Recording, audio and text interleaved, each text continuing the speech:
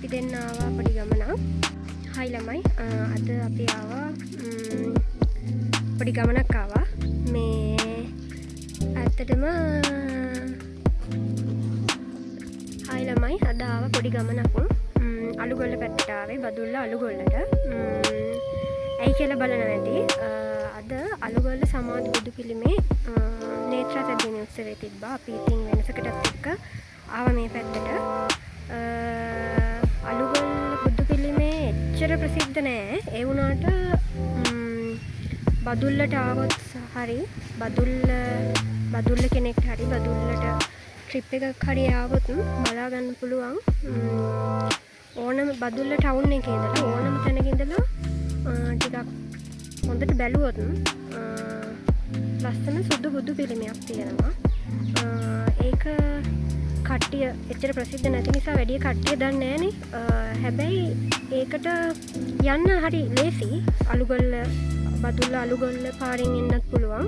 තව පාරක් තියෙනවා මහියංගන. මහියංගන පාරෙන් තව පාරක් තියෙනවා. ඒක නම් එච්චර ප්‍රසිද්ධ නැහැ. හැබැයි අලුගොල්ල පාරෙන් ආවොත් ඕන තරම් වාහනක් තියෙනවා. ඔයාලට එන්න පුළුවන්. ඉතින් අපි අද ආවා ඒක බලන්න යමු මාත් එක්ක. අලුගොල්ල පාරෙන් මෙතනට ඇවිල්ලා තමයි මෙතනින් උඩට ගියේ අපි සමාධි බුදු පිළිමයට. මෙන්න මෙතන ගහලා තියෙනවා. මීටර් 500යි මෙතන ඉඳලා.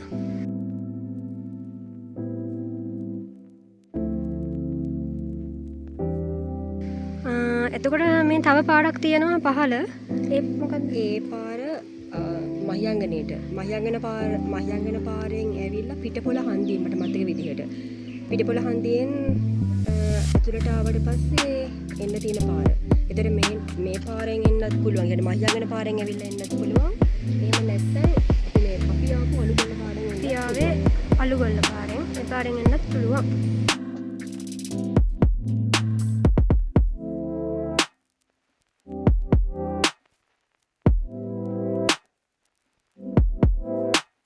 වඳින්න ගිහිල්ලා මේ පැත්තෙන් එන්න පුළුවන්. හායි ළමයි, ඔයාලා දැනටමත් දන්නවා අද මේ කොහෙටද ඇවිල්ලා ඉන්නේ කියලා. අද ඇවිල්ලා ඉන්නේ බදුල්ල අලුගොල්ල සමාධි බුදු පිළිමේ බලන්න. ඉතින් ළමයි, පාරවල් දෙකක් තියෙනවා කියලා කිව්වට ලේසිම පාර මට නම් හිතෙන්නේ අලුගොල්ල පාර. ඉතින් මට අනිත් පාර නම් ඇත්තටම ෂුවර් නෑ. ඒක මම දන්නෙත් අද.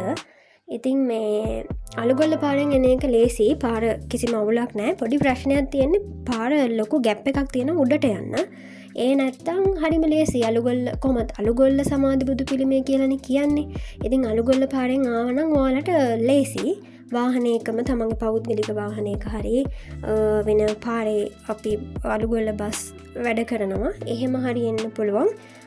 කිසිම ප්‍රශ්නයක් නැහැ. මෙතන වැඩ කටයුතු නම් තාම ඉවර වෙලා නැහැ. තාමත් දැන් මේ ආපු වෙලාවෙත් පේන්න තියෙන්නේ මෙතන වැඩ කටයුතු තාම කරගෙන යනවා. සමහරු ගොඩක් උස තැන්වල ඉඳලා තමයි ටිකක් භයානක විදිහේ වැඩ කරන්නේ.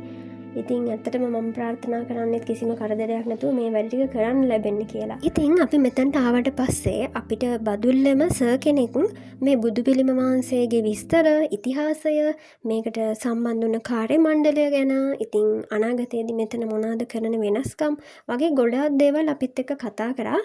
ඉතින් මේ පොසොන් පෝයෙන් පස්සේ කට්ටියට වැඳ පුදා ගන්න පුළුවන් කියලා තමයි ආරංචි වුණේ. ඉතින් ඒ නිසා වෙන්න ඇති මේ දවස්වල මේ දිගටම වැඩ කරගෙන යනවා මේ පිළිම වහන්සේගේ.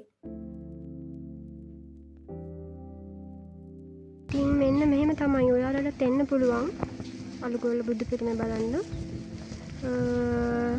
පොසොන් පෝයෙන් පස්සේ මේ වැඩ ගොඩක් ඔක්කොම ඉවර වෙනවා නේද? එතකොට ඔක්කොම ඉවර වෙනවා. එතකොට මේක බලන්න එන්න පුළුවන්. වාහන වල එන කට්ටිය වාහන අරගෙන එන්න පුළුවන් මෙතනට. වාහන පාක් කරන්න තැන් තියෙනවා. ප්‍රශ්නයක් නැහැ. පෞද්ගලික වාහන වල එන්නත් පුළුවන්. එතකොට බදුල්ලට ඇවිල්ලා කවුරු හරි එහෙම එනවා නම් බස් වල වගේ අලුගොල්ල කන්දේ ගෙදර අලුගොල්ල හරහා එන බස් තියෙනවා. බදුල්ලට ඇවිල්ලා එනවා නම් බස් එකක වගේ එහෙම එන්නත් පුළුවන්. දැන් පික්නික් තියෙනවනේ.